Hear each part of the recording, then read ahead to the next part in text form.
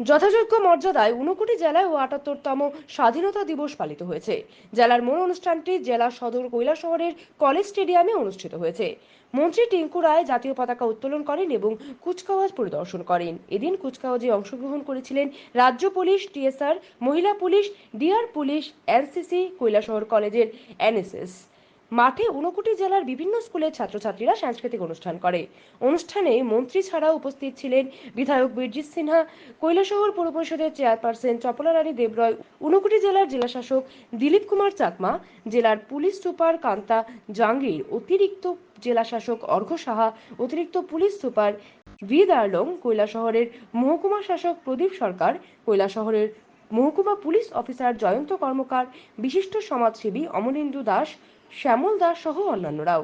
কুচকাওয়াজ পরিদর্শনে প্রথম পুরস্কার পায় রাজ্যের 8ম ব্যাটালিয়ন টিএসআর এর জওয়ানরা, দ্বিতীয় পুরস্কার পায় মহিলা পুলিশ এবং তৃতীয় পুরস্কার পায় রাজ্য পুলিশ।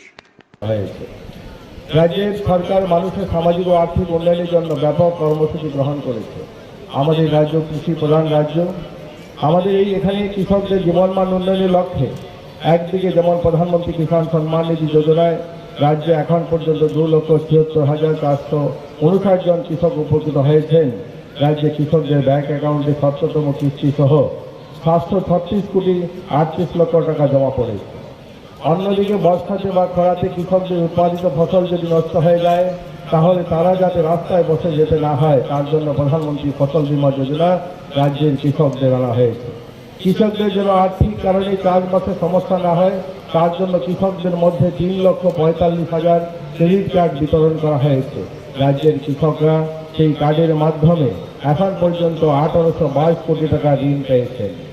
2023-24 সাল পর্যন্ত রাজ্যের কৃষকদের কাছ থেকে ন্যূনতম সহায়ক মূল্যে 2,07,817 মেট্রিক টন ধান